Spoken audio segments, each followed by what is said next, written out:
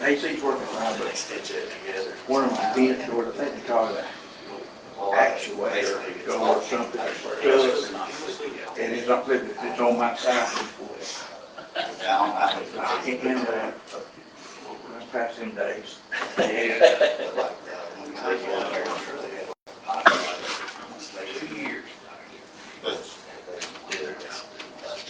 Well, I've already fed Pete. Yeah, I've already fed it. Get his food and put it on it. Pete ain't doing it now. But I've already fed Pete. Well,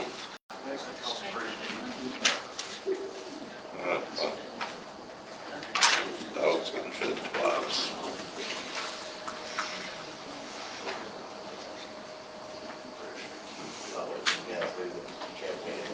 Yeah, so we gotta figure out how to change his lifestyle.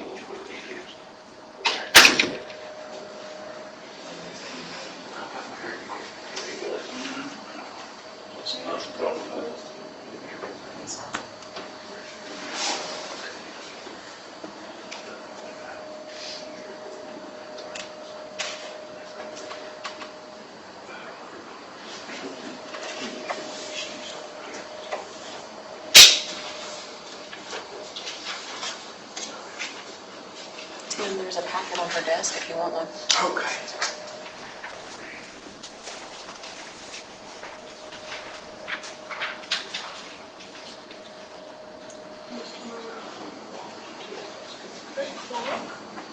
Is about 4 minutes slow. I got it right here.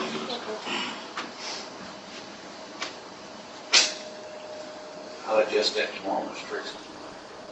All right, I'd call the meeting order, please. Tim, would you lead us in pledge of allegiance? I pledge allegiance to the flag of the United States of America and to the republic for which it stands, one nation, under God, indivisible, with liberty and justice for all. All right, can I get the bank balances, please? General, $860,138.25. Sewer general, $257,313.97.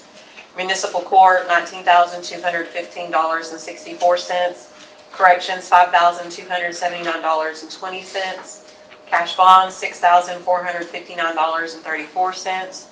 Judicial court, $4,756.25.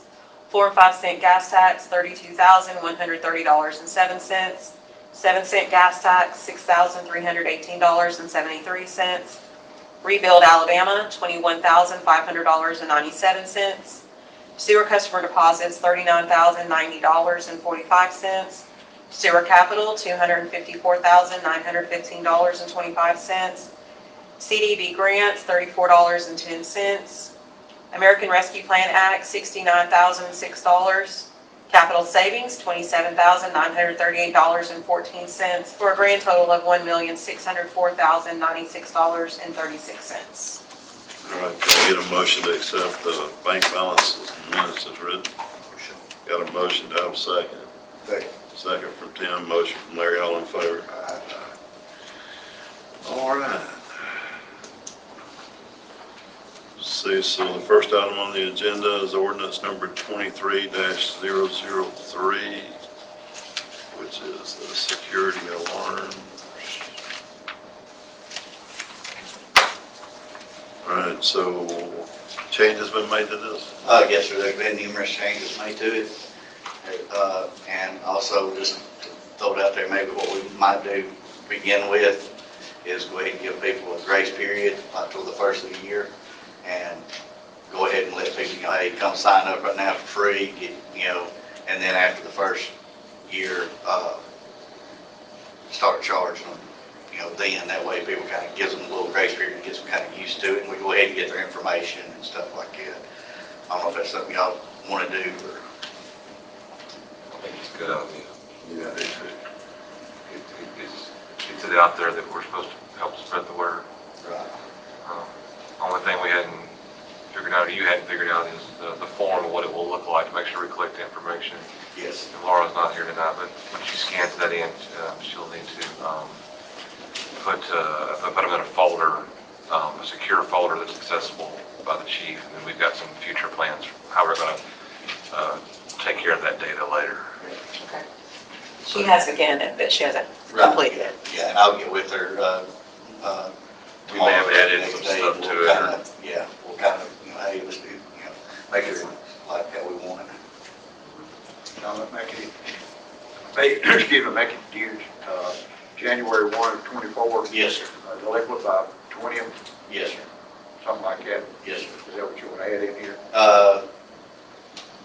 Yeah, because that's not in there. It'd be January 1st, January 31st, right? So you can get the whole month of January to come in and register. Right, Right. yeah, we can do Get that. the link with Yeah. everything. You want to add that in there, or? I don't think you need to I add don't it think we need to add because it either, because you got penalties for 30 days and stuff like that in there. Right. It'll just go into effect. That's all we can do. I don't think it, We don't have to put that in here, but that's when we'll put it in effect. You want to go ahead and make it effective now, and then give everybody a leeway between now and then to come in under good faith and start the process? well, once the form is completed and approved. Yeah, that's what I mean, yeah. yeah, I would say this becomes effective January 1st, but leading up to that, you give a grace period where before it becomes effective, come in, register now, get your free sticker, and get all the list of just the wording, so it's not actually effective until January 1st. Right, But you have this however many month grace period between now and next year right. to come in, register, and that'll give them time to get it put in the welcome packet, and you to spread the word, probably need some kind of, We need to send a copy of the ordinance like to Vivint and ADT and New Hope Telephone and stuff like that. and packages to pass out to people when you respond to alarms, so that they'll know. Absolutely. All right, so do I have a motion to consider ordinance number 23-003? Got a motion to consider from Tim, do I have a second? Second from James, all in favor?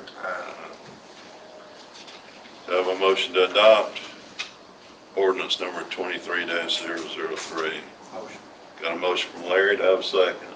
Second. Second from Tim, all in favor? All right. So the next ordinance on here is 23-004, which is the regulating food trucks within the city limits. Questions? On this one?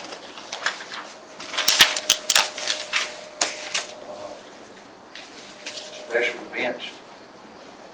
So if we're trying to put on a fundraiser for any organization, St. Jude, schools and everything, they still have to buy a $50 permit, is that right? That's correct. Could we not, one time, not have them pay a fee? We're trying to get people to come in and help us raise money. And you start adding money to there, they probably won't make back. It's hard to get them to come in. Every city that we have, asked, they all charge for fundraisers for anything. So we felt that even a limited amount would be okay.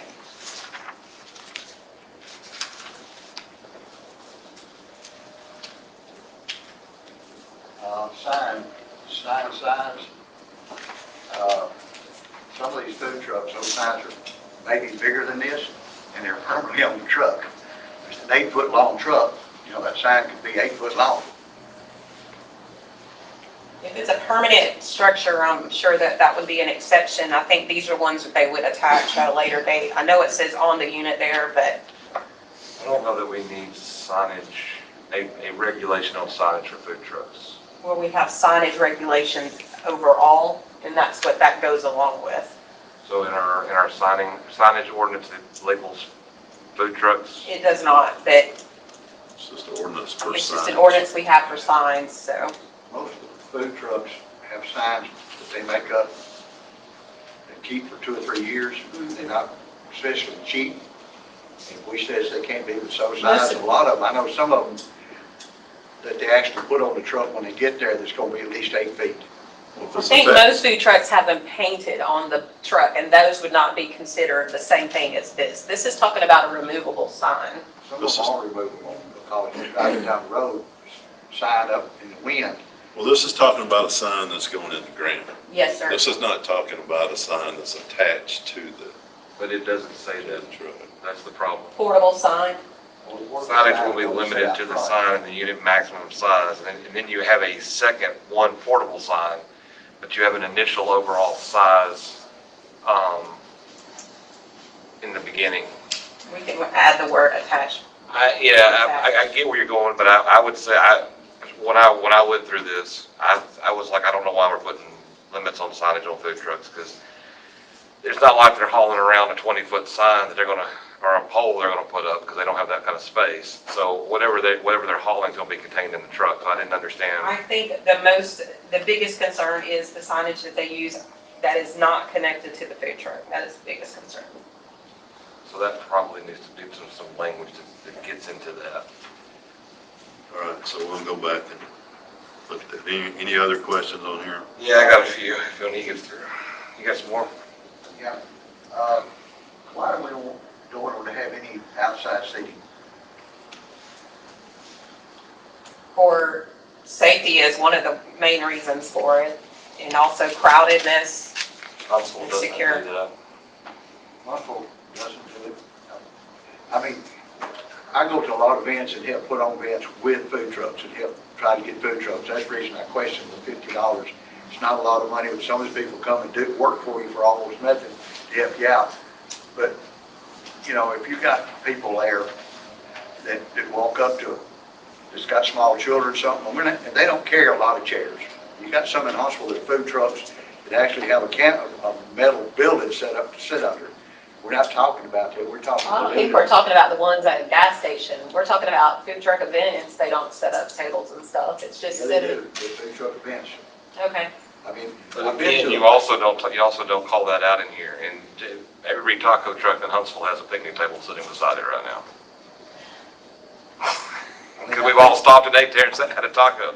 I'm thinking of people, and I'll just give you an example, why I'm some kind of thing we all know, but Betsy right now has had 3 surgeries on the bottom of her foot, and she can get around on knee scooter. If we go to an event in Crossroads, and hope it's well with them, but if it's not, it sure would be nice for her to be able to sit down for a second to get off of that knee scooter.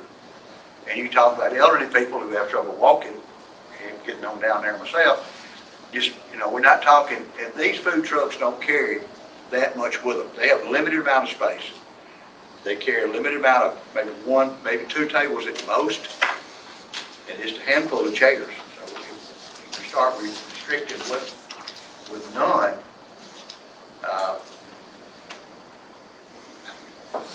that's sort of, I don't think that needs to be in there. I think if you were worried about safety, then you say, okay, then you can only have 10 chairs, or what number you think is sustainable, or whatever. Okay. Good. Another. Mobile food vehicles may not operate on public property without written permission of the owner of said property. Well, that would be public property, that would be private property, would it not? I'm trying to find where you said. H, It's in the middle. It's in the middle of the second Yeah. page, Kristen. I see that. It's something that we missed. Okay. We'll take care of it.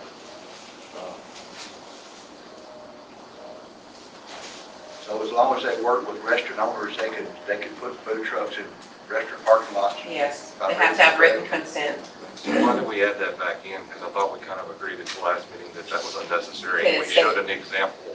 No, I Where don't think it's not we agreed. enforced. That's what you said, and we didn't agree. We still think that the restaurant should give permission. So when we give an example of how we do events in our neighboring town next to a restaurant, we don't have to give permission for them to do that. I understand now, but we And feel it's that also not it's different. enforced anywhere else either.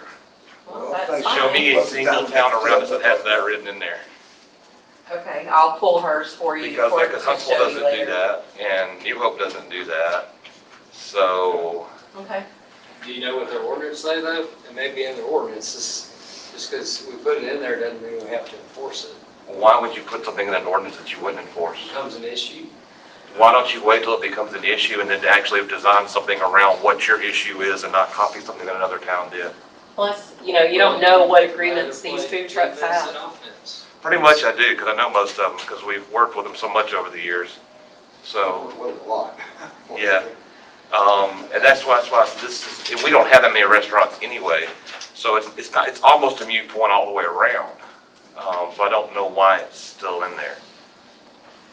Somebody has a reason for it. If they can tell me what a real reason for it, or show me where it's actually been a problem, then I'm okay with it. But so far, our neighboring cities don't do that.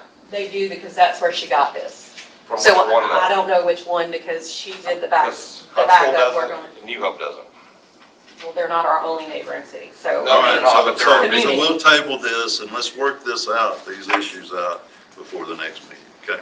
I offered to do that, by the way, but I was told no. Keep that in mind. So just email me and Laura your points, for any of you, your points of concern on the ordinance 23004, and we'll do more research on it. All right. All right, so there's a Alabama League of Municipalities Conference in May that I won't be going to, but James will be. So, James, would you be the delegate representing the city? I'd be honored to, sir. All right. So hit the departments. Tim, you got anything? It's done the other day a little bit, as far as out here, our building stuff sort of slacked off a little bit, but it seemed like, with the new Quail Hollow subdivision, they're moving real fast. They're moving fast. I Yeah. went by there yesterday. and Yes, moving they're really fast. putting in the slab structures and should probably be doing our first rough inspection over there, I'd say within the next week or so. From that point on, it'll be full steam ahead, I'm sure. Yeah, they've got 4 or 5 houses in the Oh, process. yeah. We got 2, 3 more slabs already laid. Yeah, I just done 7 yesterday. That's all I have. All right, thank you. Teresa? I have a report in the packet about sewer department. There's a long list of accounts that are closed and have not been opened back up, and that's something I've got to address. Letters to all these people. A lot of these are being bought up by property investment companies, and I have no way of finding out who their property managers are, so it's gotten very difficult to find who I need to be hitting up without going and knocking on the door. And when I send letters through the mail, I get no response from the people that are living there, so it's an uphill battle. But there's figures there for y'all to see. There's also a report about the business license. So far, I've issued 442 licenses that have been mailed out or handed out if they came to the window. There's $59,339.12 has come from business and delivery licenses, and $30,280.25 from insurance licenses. There literally is a pile on my desk that I am working my way through of insurance licenses that, and it's going to add quite a bit more revenue in there, but those are not something you can fly through very quickly. You have to move slowly and make sure you've got all the numbers paired up. So those will not be considered delinquent before the end of March. So the month of March, I will be disappearing with my door closed quite a bit to be working on those. All right. Is that all? All right, Brandy? I finished up my classes in Montgomery. They were very, very good. Teresa is going to go to regionals this week, got court this week. Just calling people and get everybody scheduled to come in on Thursday. All right. Is that all? Thank you. Bruce? Yes, sir. So we're offering to the council an ordinance, a proposed ordinance to create the link between the building code and the fire service for what we call a rapid entry system. And this rapid entry system, what it does is for the firefighters, is it allows us to gain access to a building. The city has already adopted the 2018 International Building Code. what I'm about to tell you tonight is already included in that adoption. What it does is we're offering this ordinance to create that avenue for the fire department to, one, become a registered user with the Knox-Box company and to have oversight on the installation and maintenance of the Knox-Box. Okay, so let's talk about the Knox-Box. What is it? Well, the Knox-Box is a fast and secure emergency access system. It allows us to enter buildings without making damage to the building. You take current standards without the Knox-Box, we have to go into a commercial structure and we have to break into a door. It could cost literally thousands of dollars for the repairs to happen. In some cases, the city may be asked to reimburse those costs. And that's what we don't want. So what we're able to do is with the Knox-Box system is create that needless, costly forced entry into a building when an alarm's going off. Because what the box does is it allows us to have the keys for entry into it.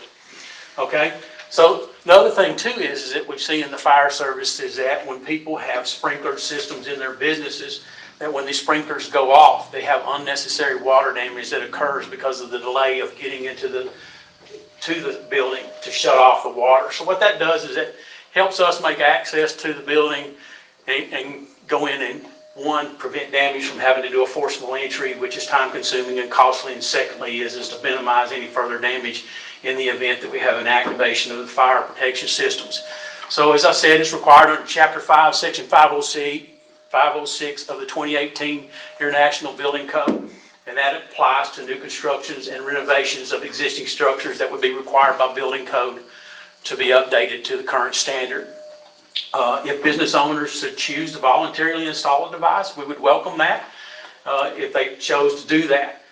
So part of the system is that people say, okay, who's going to have access to this? Well, the fire department will be the only people that have access to this box. And that's the security system that's built into it. Once we get registered with Knox-Box, they will issue boxes specifically to the city of Owens Crossroads. The boxes in the city of Huntsville won't work here. The boxes they were designed for us that has the security system built into it to protect the business owner and the fire department. So that's kind of where that goes into play. So then you start looking at where the box is going to be required. If you look at the 2018 building code, you look at the NFPA standards, some of the examples of them, that gated multifamily residential complexes would have to have some type of key box, locked outside entrances to stairways and standpipe systems that are in businesses. Again, that goes back to the water flow, what we call a dongle alarm, where water has gone off from the sprinkler system. A building that has an alarm system would be required to have a Knox-Box. A building that has hazardous materials on site would be required to have a Knox-Box. Or occupancies where a large number of alarms occur, either for fire, medical, or where there is a possibility of a delayed entry, then we would require that box to be installed. Okay? So how it works. Well, the building owner arranges for the installation of box. They buy the box from one of the vendors. They either buy it directly from Knox-Box or they get it from a local vendor that's located in Huntsville. They install the box to the exterior of their building near the main entrance of the building. Okay, so there's specific requirements in the building code that says where that box has to go. For example, it has to be located 5 to 6 feet above the finished grade, cannot be any further than 3 feet from the entrance, and it has to become clearly visible from all sides. It can't be obstructed, so that we know when we walk up, the firefighters can walk up and see specifically where the Knox-Box is so they can open it. And so what kind of keys would be placed in the Knox-Box? So you have the, you're thinking about what all is going to go in there, because that's what also determines the cost of this. How many keys are required to be in there to allow us access to the equipment that we need access to? For example, the main entrance key would have to be in there. A fire alarm control panel would have to be in there because those are under lock and key. A manual pull station, elevator keys, any keys that allows us access to the attic and roof, and then any other keys deemed necessary to access of important areas of the building. And so there's different types of boxes out there. The 3200 series is the smallest box, up to the 4400 series, which will hold about 50 keys. Okay? And so, as I said, the building owner will have to purchase that box, and it really depends upon the number of keys based on the type of structure they're putting in to the community. Then the fire department will purchase what we call the secure key box. So there's, the building occupant purchases one box, and the fire department will have to purchase boxes to go in their vehicles. This is what a 3200 box looks like. It comes in both a recessed mount and it comes in a surface mount. The recessed mount is the one that will be required on new construction. And then if somebody does a renovation, they don't have to tear the outside structure down. They can use what is called a surface mount. So this is the smallest box. It holds up to about 10 keys is all it can get into it. And so what does it cost? Well, the 3200, depending upon what you buy, $459 to $558, almost $100 difference in there. 50 keys for the Knox box 4400. That would be a very big building. That would need, that could cost as high as $1,000. Okay, then they add on the recessed mounting kits to those. Okay, as I said earlier, the recessed model would have to go into new construction. The flush mounts would go on existing structure. That would be under renovations as determined by the building code. Okay, they can purchase this directly from Knox Box Estate Systems in Huntsville. So this is what the unit would look like that the fire department would have to get. This is called the Keyscape unit. It mounts in our apparatus. And then there's also another one called the Key Defender. It mounts in the command vehicles. And so when I was talking with the Southeastern representative with Knox Box, I was talking to them about it because there's quite a big difference between the two models. And there's this old saying in the fire service that this Keyscape 6 that goes in the apparatus is what they call firefighter proof. It's pretty durable to where it can't be tore up. And then the Key Defender, which is about $250 cheaper, would be mounted into our command vehicles. Now, I don't have any idea of the cost of the installation because we're working this all out with Knox Box. We've got to get registered with them. Okay? Now, some of the costs can be offset through inspection fees is what we're proposing. And so that's where we're at with this, the Knox Box. And so what it does is it just tightens up between the 2018 building code that the city has adopted to give the fire department its jurisdiction over the boxes. That's really what it boils down to. Unfortunately, it's going to cost us a little bit of money to put those command modules in, but they can be reused in the future. Do you have any questions, council members or mayor? So you said something about a master communication box or something that would go, I guess, at the fire hall. What was the cost on that? There's not a box that actually goes to the fire hall. They'll be inside the apparatus that would respond to the building mayor. Yes, sir. Was there a yearly charge, a monitoring charge for Knox Box for these for the business owners, or is it a one-time cost? It's a one-time cost that I understand because there is no monitoring to it. It does hook up into their alarm system. So they're paying, for example, if the box is open, it will trigger an alarm through the alarm panel to let them know that that has been happening. So the way that keyless system works, which is what we're recommending, and that you pay a little bit more for those, is because that key can be deactivated. Used to in those days, you had a real key. If you lost that key, you had to pay to rekey every building in the city because you lost the master key. So the master key is electronic. We can kill it.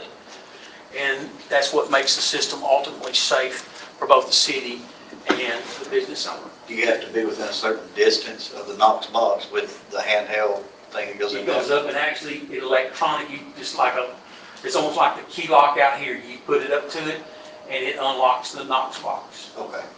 And he has a record of who opened the box. Yes, sir, it does. It puts everything into the cloud. The firefighter or command officer that puts in each person has a code. So we know exactly who did it. It timestamps it, dates it, and it actually geo-tracks. So we know who opened the door. We know exactly who opened the door. So the building owner can't come back and say somebody else was there and you have it. That's good. And the way that thing works too is the building owner has no access to it. To put the initial keys in, we have to go do it. That's when we do the final inspection to make sure that everything is appropriate. We put the keys in, and then the building inspection department would finish off. We would send them a letter saying that they have met the requirement, and they would give their CO. We go along with that, if they make changes to the building or change locks, they have to communicate with us, and we have to go out and change those. And Yes. going along with that, another question, so these boxes are electronically operated. So they're either hardwired into power or they're battery operated. That's correct. So the battery's going to require maintenance, and is that something we're responsible for, since we're the only ones that can open it? On the actual Knox box, Yeah, that I cannot answer. I'd have to ask the rep about that. that's my only question. If power's cut to the building and it's powered, then it's got to have a battery, I'm sure it's got a battery backup. It's got some security system in it. We were working with the Southeastern rep to actually get a model here. And we are actually scheduling a meeting probably sometime in the next 2 to 4 weeks with the rep to come into town and bring the box and we'll do a question and answer session with the council and any members of the city that want to attend. So this really just applies to anything that's being new construction. It would be any new construction or anything that would be required by code to be brought up to the new code, and then you would have to install the box of the gas station, the Circle K, would not have to put one on. So any of the existing businesses, it could be optional for They them. could, that is an option for them if they, and we would strongly recommend that, because if we have to force entry, that $1,000 that they pay for that one box, There's the door. will pay for a door and any other damage that could occur when we have to do forced entry. So it's actually beneficial to the building owner to install. So, Mr. Mayor, in the one we presented that hasn't passed yet, that we're still massaging, the way we had it written was an existing business that under certain criteria that doesn't require it, does not have to do it, but if they upgrade the building to the point that they have to pull a building permit, then at that point in time, it's considered that they have to add it. So any existing business is exempt unless they start adding or building on enough that they pull a building permit, and then they have to add it. And that was technically how we worded it. Hey, Bruce. Yes, sir. Because I've never seen a meeting. Now, let's say they're inside the building, can you take it, let's say you take a sledgehammer, beat it out, whatever, it's still not gonna open It regardless. is one of the only Right. boxes out there that is UL certified to be tamper resistant. Okay, yeah. The reason I was asking, because like we had, like, we've had those people take sledgehammers. So the city of Huntsville uses them, the city of Madison uses them, and then the county is actually the one that's triggered the thought in my mind, because they're in that 2018 building code. And when we got to looking at it, we got to thinking, there is no mechanism to involve the fire department in the Knox box system, and we don't even have, we're not a registered agent. So part of this whole process is we become registered with Knox box. When a building comes into town that meets the requirements for a Knox box, then they'll go through the permitting process, through the building inspection, and the only thing the fire department will actually have to do with it is we'll show them where the box goes, where we would like the box to go, and it could be indicated on plan. And then we would do the final inspection, and we're recommending that we charge for those inspections to help offset that cost. And Chief, to go along with what you just said, is it's tied into the alarm system. So if somebody comes out here with manages to beat one open, the alarm's gonna go off. Right. So. No, what I meant, like somebody could take it, beat it off the wall, take the whole thing, and I then. think that would still qualify as an alarm event, I would hope. Well, yeah, no, I'm about to take the whole thing, and then, Yes. like, pry it open or something, it's got some real good pins in it, Yeah. So it's no longer a fire department matter, it's a police department matter. I'm hoping that the box is tamper-proof enough that it's easier to break into the building than the box. Yeah. That's what I'm hoping. And Knox box furnishes diagrams of how surface mount units are, and they are pretty stout with recommendations to keep those things from being knocked off. So Knox box has got it figured out. Right. It's just, they're probably the most common rapid entry system out there. And because the county's using them, the city of Huntsville's using them, we're just trying to stay in tune with what our neighboring municipalities are doing, so that if any commercial developer comes to Owens Crossroads and does a commercial development that requires a Knox box, they're already familiar with the process. That's all it would be. One last question. Yes, sir. Not quick, this is what I had, just as you're going through it, it hit me. With our partner agreements that we have for response, do we do anything allowing them access to our the businesses, or is it strictly just going to be on hours? It's going to be strictly ours, which means one of the command vehicles would have to respond if we, that's not something we're anticipating. We're anticipating moving into that full forward response where we'll be responsible for all of our alarms in here. The only, can that happen? There is no way that the fire department can plan for every conceivable event. We may be on a working structure fire and get a call to a commercial building that has a fire alarm activation, which if both of us are on scene, or if one of us is only there managing the scene, then the second one would have to come and bring the key. Just throwing it out there. You know, so it's a good question. Thank you. So a quick question then, kicking that can a little bit further. What would happen if they had a Knox box installed and say there was no response from the city of Lawrence Crossroads? And somebody had to get into Then the, it would be forced entry. and who would be responsible for that? It would be delayed until a key got in there, or if there was an actual fire in the building, then they would force entry. And that's what we're attempting to avoid with 4 units. Right. That gives us, under the current manning that we have, it would be pretty deep with the 4 units that we would not have a key available. Even if we had to have New Hope, for example, respond to a second alarm in our city because we're already on an alarm, that one of the command vehicles would be available to make that response. Falls on us, Mr. Mayor, to make sure somebody shows up. And as we go forward, we're hoping to be able to meet those manning requirements so that that doesn't happen there. I got a question over here too. Oh, I got 2 things here. One of them is, now this is for commercial buildings only, not residential, correct? It does Per the not. code. The residential can apply a Knox box. They make a residential Knox box, but it would be voluntary.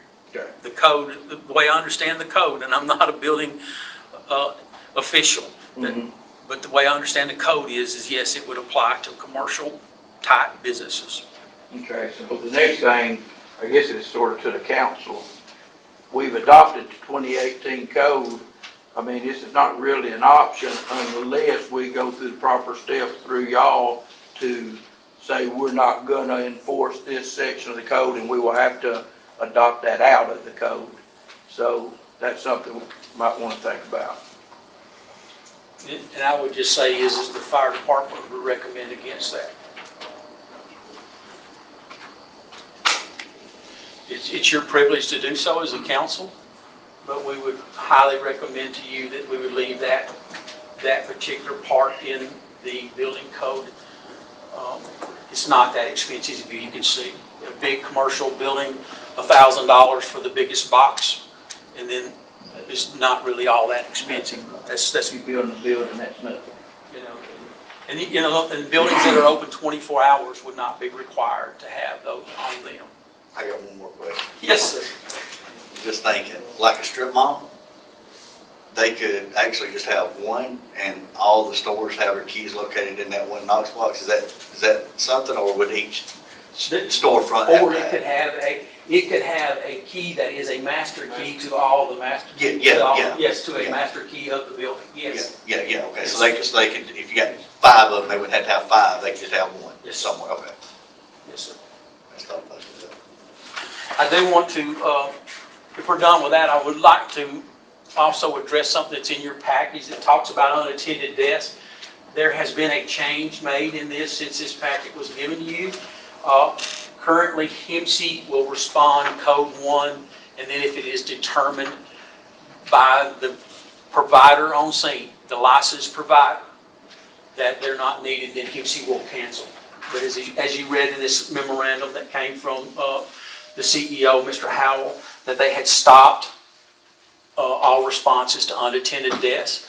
But they have kind of since then gone back and said that we'll go ahead and start an ambulance code 1 just in case, but once a responder gets on scene that is licensed to do so, then HIMSI will cancel. Which we were one of the first organizations to pronounce the first unattended death under that policy.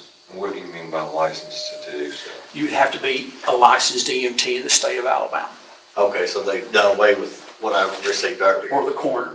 Okay, yeah, because earlier it said that if like police, fire, was there, then we could cancel.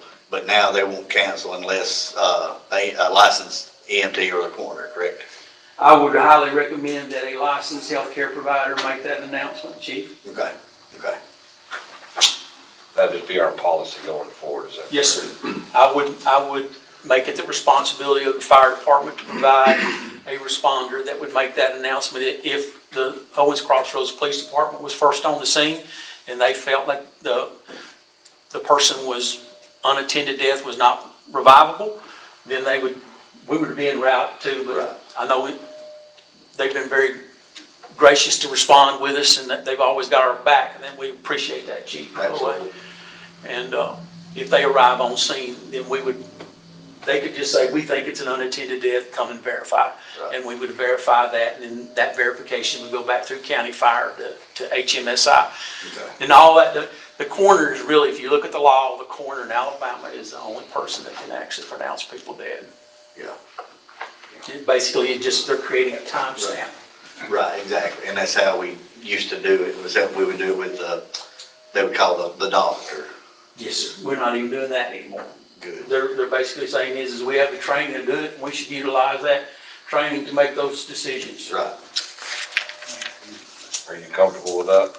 Yes, sir, I am. Okay. I just want to make sure that with any underlying thing we need to figure out later. If we have any questions, we're gonna have HEMC continue, and we'll put that back on them. And the coroner's real good about it too. If we call them, like law enforcement, we call them and say, hey, we're here with, with HMZ or whoever, yada, yada.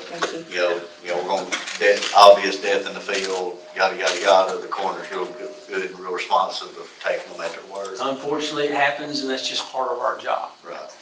Good. All right, thank you, Bruce. Thank you, Council. All right. Anything? Go around the table, Terry? Couple of things. Tim, over Gingerwood, how'd that concrete come out on that corner? We was gonna concrete on that. Have they done all that, Gingerwood?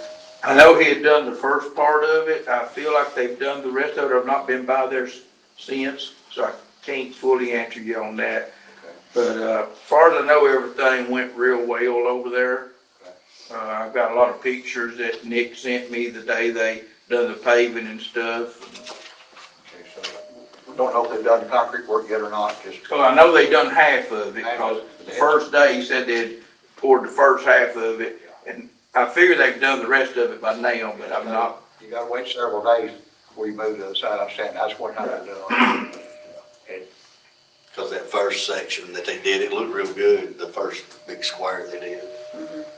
Is that Wyatt Drive or Lessons or whichever Yeah. one right there? Yeah. Yeah, it looked real good. And only other thing is we might want to think about, and I'm not real big on special meetings and things, but some of these ordinances that we're trying to come up with as we move forward, as the city grows, we may want to actually have more work sessions. And I'm not really fond of those because it cuts into everybody's schedule, but, some of this stuff takes a lot of discussion and for everybody to get on board with it. I know the ladies do the best they can, but some of us have questions and stuff, and we keep going back and forth with it, so just something to think about. Other than that, that's all I got. Mayor, can I comment? Yeah. Most municipalities do work sessions either the hour before their council meeting, which we all know work sessions are open to the public, or the day before. So that's something that y'all are gonna have to decide as a council what y'all wanna do, is if you wanna do it an hour before or the day before. We all, the clerks, the three of us clerks all agree that these need to be debated out in work sessions as well. We'll know whether or not y'all are ready to vote on them if we go through a work session at the next council meeting, or if they need to be taken back to the drawing board and worked on some more. We agree. So it's something y'all are gonna have to decide as a council when y'all wanna do those and when you wanna start that. As we're growing, we're getting into more and more areas that we've never had to deal with, and, Yes, sir. y'all do the best you can with what you got, and we appreciate that, but still, it gets to be a lot of controversy sometimes, so I'm just trying to limit that. That's all I got. I love you. Tim, you got anything? Terry? James? Couple quick things, sir. First, Bruce, thank you. Larry, did that help with, you had asked for questions when we did this before? That was, appreciate that, Bruce, because I did not follow, I asked him to put it together, but then I didn't follow up with him, so appreciate that. It was very thorough and well done. There's a couple of things kind of got brushed over that are going on, as you know, as we're making the moving from medical to fire stuff, there's some things that have to happen. The brush truck is getting outfitted right now, getting the new truck's getting the skid mounted and plumbed up. And you'll see in your packet, we won't go over it, just so y'all be aware of what it's going to cost. So each time we certify or bring a firefighter on, this is going to be the cost for outfitting that firefighter for each time we do that. So just keep that in mind, that's something we're fixing to start. Shannon and Bruce have worked pretty hard getting quotes and putting stuff together, so that's pretty much what it's going to cost per firefighter. So I just wanted y'all to know that that's there, and as far as I know, we're making our calls and we're being responsive. We've actually had 7 calls outside of our jurisdiction where we backed up cities like New Hope and Big Cove and the Owens Crossroads Volunteer Organization. So this is EMT or fire call? EMT, sir. EMT only right now. If they don't answer, then it'll roll over to the next jurisdiction. And the new rule is the pagers won't work with the 911 system, so we're going to have to buy radios. And Shannon's also working on an app-based program for some things, which I guess I'm supposed to get set up on this week, see how that works. So that's sort of where we're at right now. Okay. And that's all I got to say. All right, Bruce, we appreciate everything you guys are doing. Thank you, Matt. Even Chief, we appreciate everything you do. Well, thank you.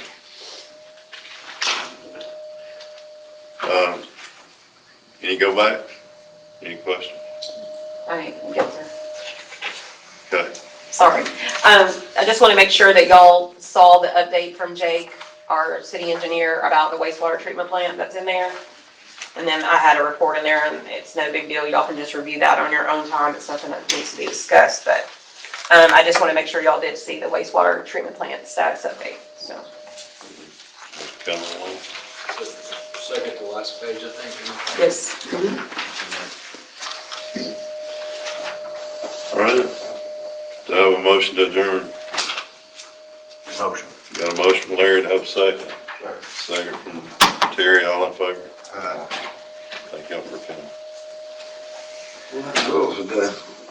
We'll have, you have girls today. I don't know. Yeah, they're playing. None. Oh, that's what Scott is. Yeah, well, that's Scott's Scott's with baseball his son. He's with